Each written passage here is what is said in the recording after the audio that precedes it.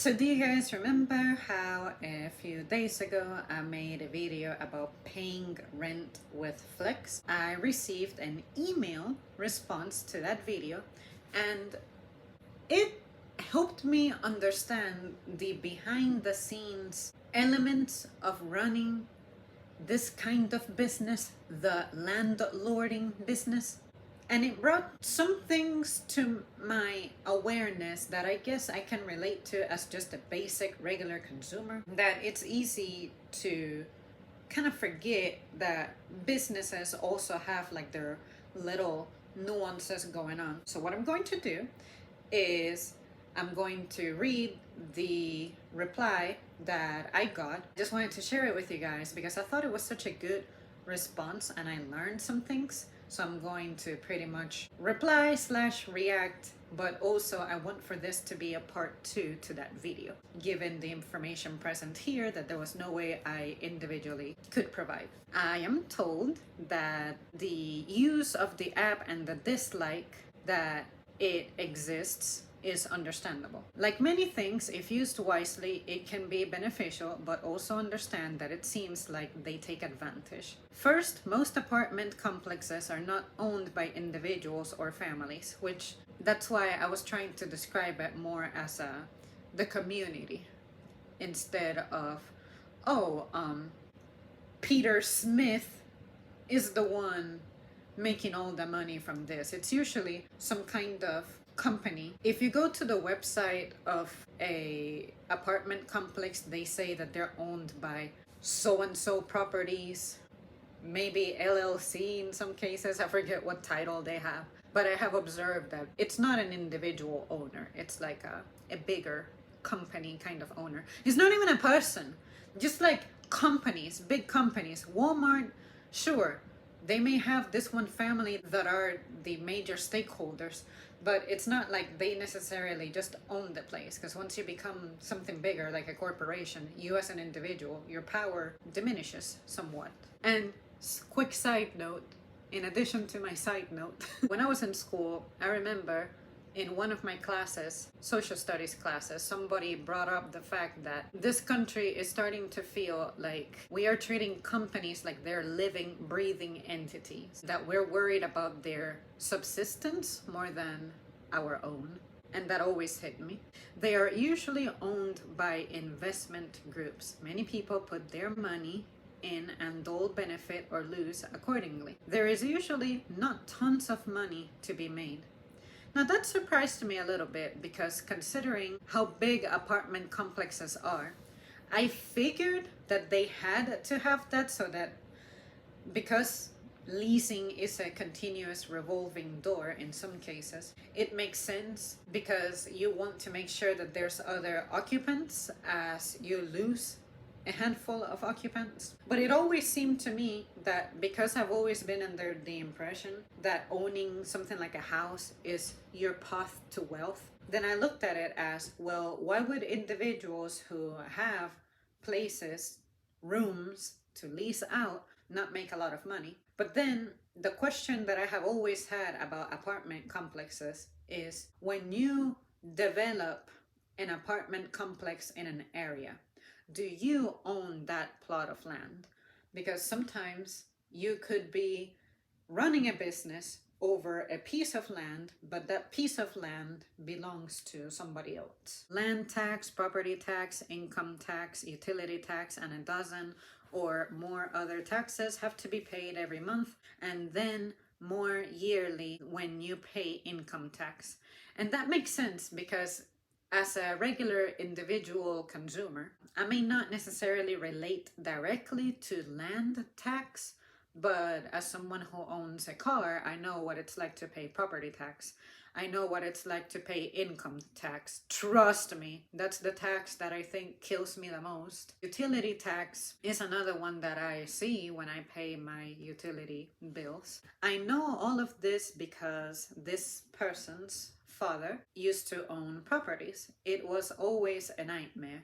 Every day there was something that needed attention, a broken window or lock or oven or external damage or fire damage, and you have to pay insurance out of your own pocket. Now that I didn't know. I had no idea about that because I always assumed that places like this, they demand that you have renter's insurance. So I always assumed that that insurance is me paying for the insurance that this place should naturally have, but as opposed to them taking care of it, they passed that bill off to me, which is something trivial. Like per year at this place, I pay, I think it's $113 to insure it from certain things, probably except for things like floods.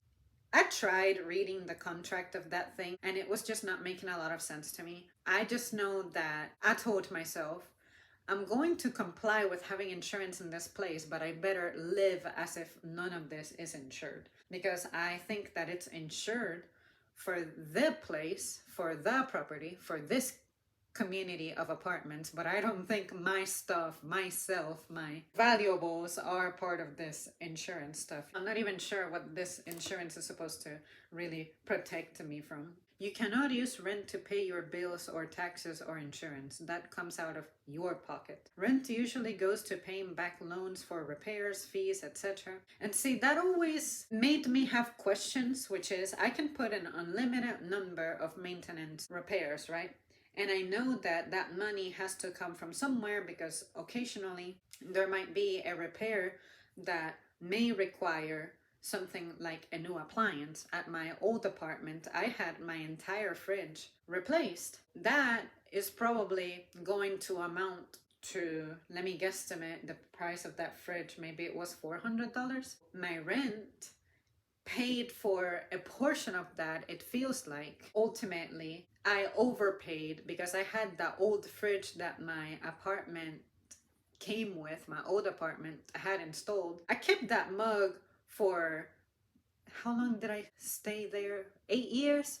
So I only enjoyed the new fridge for about 10 months before I had to move out. And sometimes I think maybe me ordering this fridge is what led them to want to relocate me, because the folks who live across from me, they haven't had a remodelation in their apartment and they've been living there longer than me. I'm thinking, okay, when are these folks going to be moved out so that they can remodel? It's just something that doesn't seem clear to me in my mind because of how inconsistent it is. At this apartment, my living room is supposed to have a door. You know what's conspicuously missing from this apartment that I'm currently in?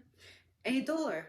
And unfortunately, I dropped the ball before I installed a little gate to try to keep Dusty out. I didn't try to order that door through the online portal to see if maintenance could install it, because maybe they removed it to paint and they legit forgot to reinstall it. The frame for the door is still there, and I was able to just, while I was staring out into the horizon, parking my car one evening, someone had their front door open and I could see that their living room, equally remodeled apartment, they had their door. So see what I'm saying? Even if we're paying for the same kind of floor plan with the same, can I call those amenities? Even if we're on the same floor plan, same bedroom, same everything, you may have certain doors, I may not have certain doors. And that's something that never made sense to me. I had access at my old apartment to that mini room where you're not supposed to keep anything because it's where the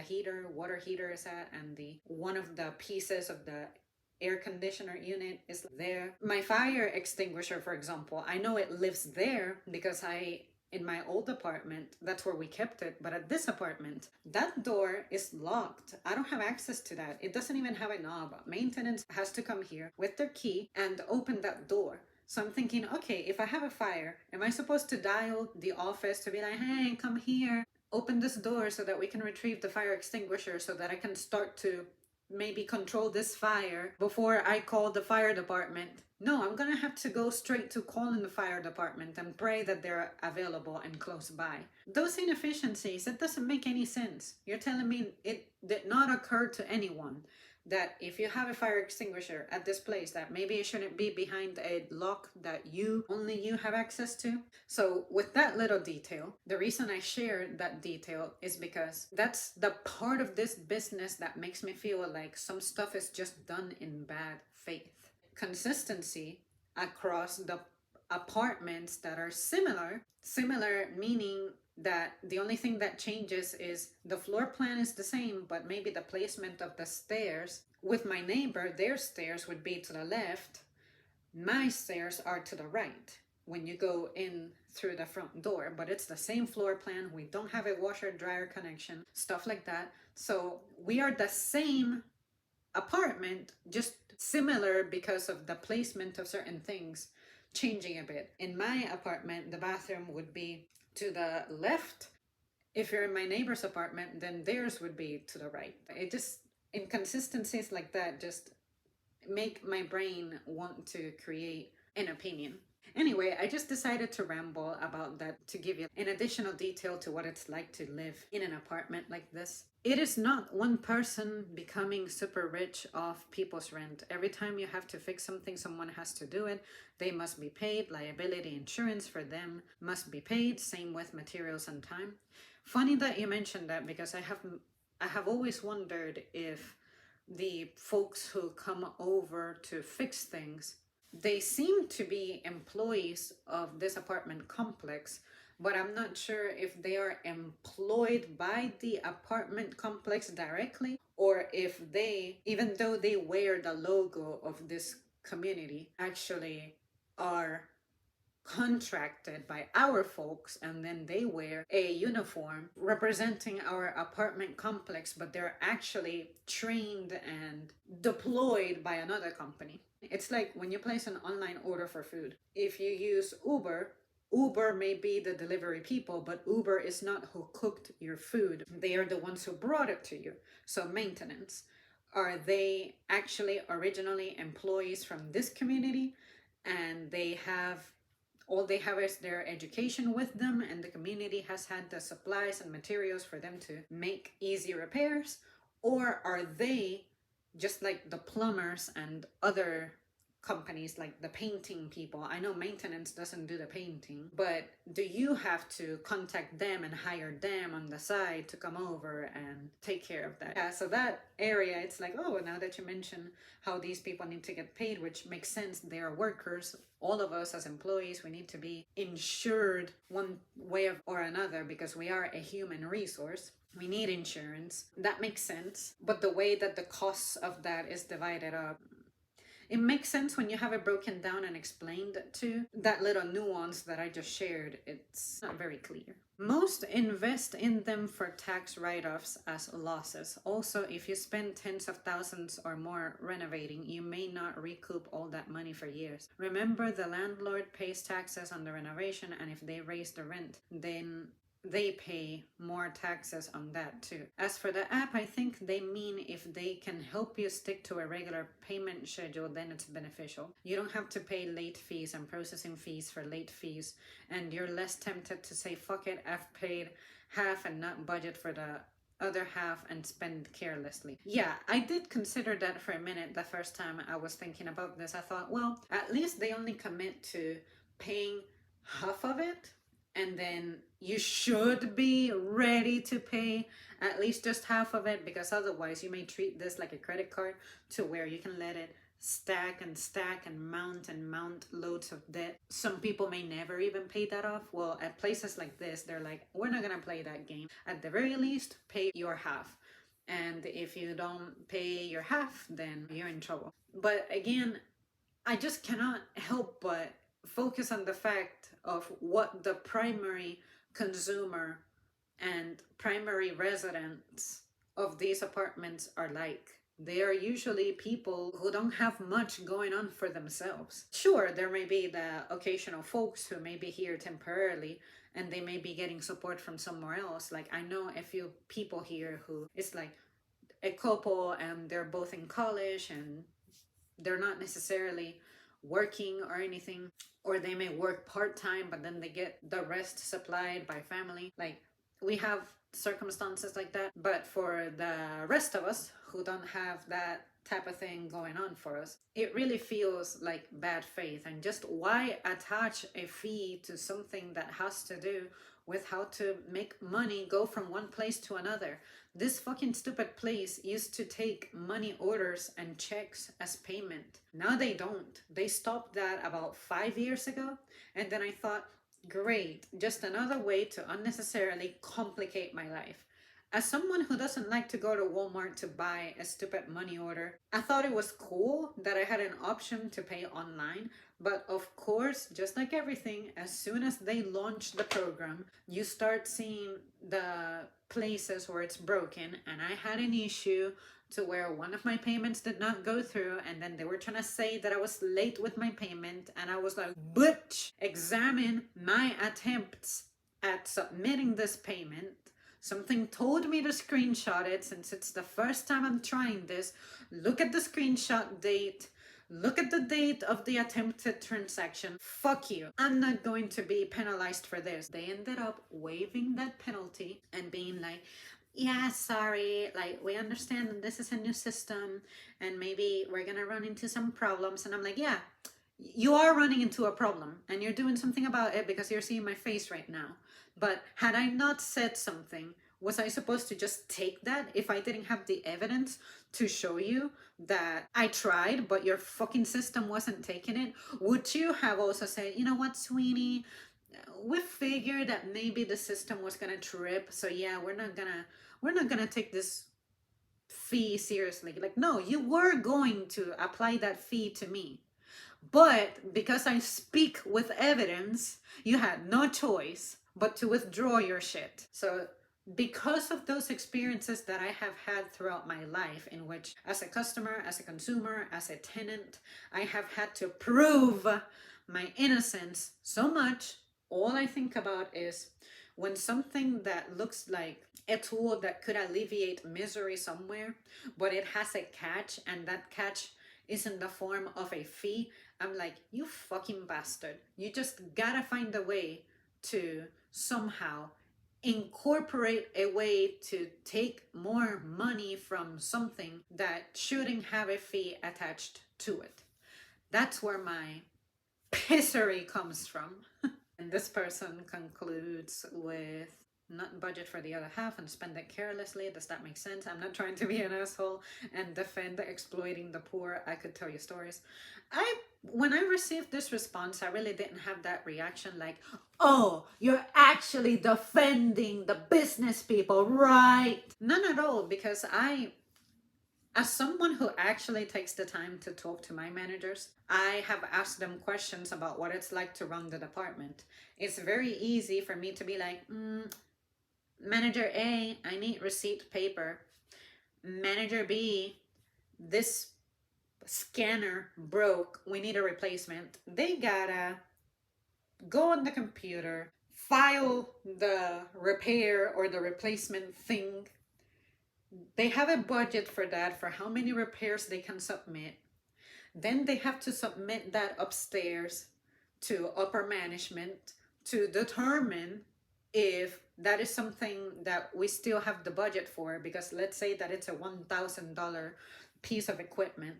That may be a little too costly at the moment given other things pending. I understand. This is all about management, and with renting out property and things, writing things off as a loss, it makes sense. And I guess that there's also the part of me that's, it is beneficial for you to be able to write off certain losses in the same manner that there are places that also like to do donation drives, because donations are charity work that you can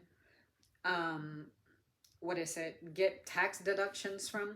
But something that still makes that feel stupid and sick is that if you're running a business in which you have to take advantage of waiving fees like that, tax fees, is your business really a strong one? Is your business model really one that can survive on its own? Is it sustainable on its own? Or is it just impossible in the United States to navigate through the system completely clean? Your business, the amount that it generates, is able to cover and account for everything, and you don't need to have certain things waived to cut you some slack on certain things, and that way you can hope making a little bit of profit.